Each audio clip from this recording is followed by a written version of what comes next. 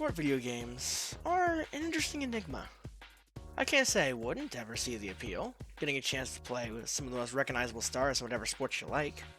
In many cases, even a small chance to make your own character, and play with the greats. Even though sports feels like a small genre, it still sees a lot of new releases, even now. Madden, 2K, and even WWE games are still seeing yearly releases.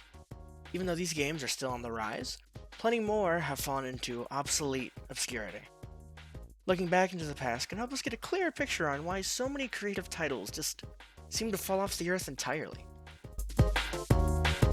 The year is 2004.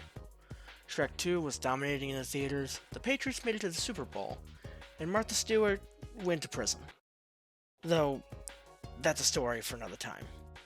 During this year, sports games were everywhere. Basketball, football, and even the successor to Tony Hawk's Underground all came out within 2004. You could walk into any video game store and spot a handful of different sports games. Many games have set the standards for the years to come. But these games aren't the focus for today. I'm speaking about a shovelware title that holds a pretty big space in my heart. And it's about bowling.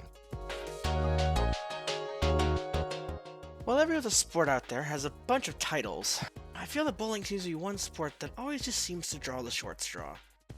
Titles are never made for it, and when they are, they turn out to be an absolute stink when compared to almost any other title. I'm looking at you, PBA Pro Bowling. Today I want to focus on one specific game, going by the title of Strike Force Bowling. This game was released January 4th, 2004, by Lab Rats. These guys had a little skin in the game, having already helped in the development of another bowling title, that being Brunswick Circuit Pro Bowling. Another solid title, at least in terms of bowling games. Lab Rats is also known for literally nothing else from what I can tell, because nor Google nor Wikipedia have anything on them. The game was released on GameCube, PS2, and Xbox, though today I'll be looking primarily at the PS2 version. The game was also released on PC as Fast Lanes Bowling, though this port is the worst of them all for a lot of different reasons. The game wasn't received well at all critically, only fetching mostly lukewarm to bad reviews. Without further ado, let's see just what this game has to offer.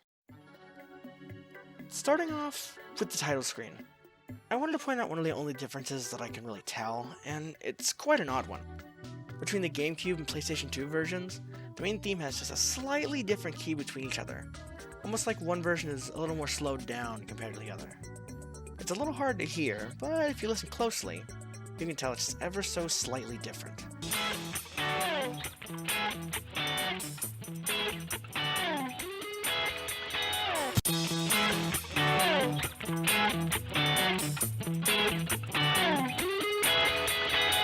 Past that, we have the main menu, where all menu things take place. Here are listed a bunch of different game modes that you can play, some of them changing the game very drastically. But one thing at a time. Moving on past the game modes, we have the character select screen, letting the player either just be player 1, or allowing custom characters and profiles to be made. The choice on character selection is rather small, but an interesting cast of characters. A few are hidden, but to spoil the surprise, a highlight would be a skeleton, and even an alien that you're able to unlock.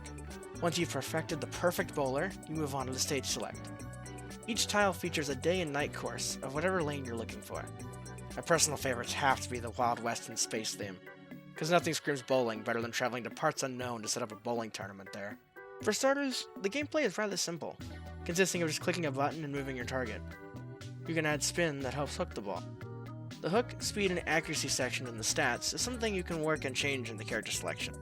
And it's something that can actually really make a difference if you spec into one thing and neglect others. One example would be accuracy, where the shorter the stat bar, the shorter the line that shows where your ball will go when you throw it.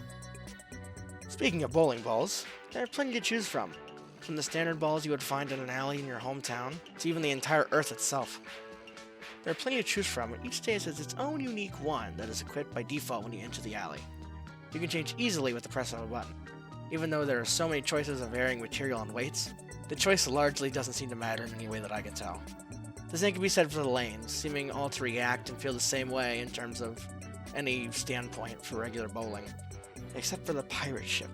I refuse to believe that it behaves normally, and was crafted by some sick developer only to drag somebody to anger for anyone who has the misfortune of coming across it. But I digress. Another important factor has to be the audio. Audio is one of the most important things to think about when playing a bowling game, especially when it comes to understanding the differences between just regular throws and strikes. In most games, you can usually tell when you get a strike, although in this game, it's just a little different. At times, the same effect is used for strikes, and also just getting 9 pins, meaning that if you hear the noise but see a slow fall, you get to have the fun gambling game of seeing if you somehow knocked them all over, or just barely missed one of them. Other than that, the sounds are standard and at least feel good to listen to.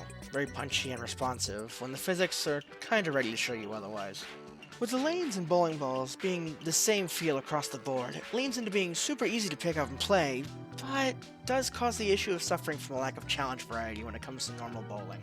The only real challenge coming from just making sure you can hit the 2 buttons correctly in the same spot over and over again. The real variety comes from the different modes that are offered to play as well in the menu.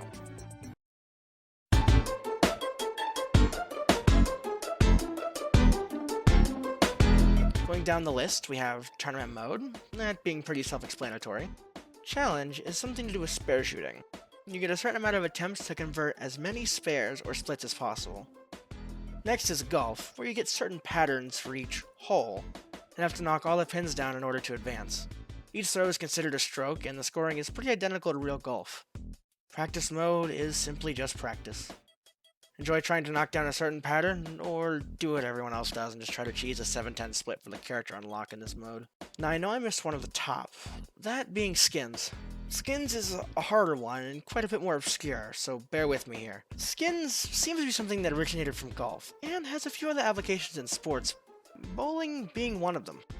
Skins are usually played with real money now, whereas when the game started, they used real animal skins instead. The bowling version has an extremely complicated set of rules that usually deals with a lot of scoring across multiple games. With there only being 4 players at one time playing this game, the Skins version here is a bit different, requiring players to strike and strike again on the next turn to be able to claim a skin in the pot. If all players manage to fail to strike at all, more skins get added to the pot.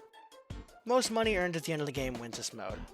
This mode is also one that I found was shared in Brunswick Circuit Pro Bowling, the other game made by Lab Rats. I absolutely had a lot of trouble understanding how this mode functions, so I really wasn't great with it at all.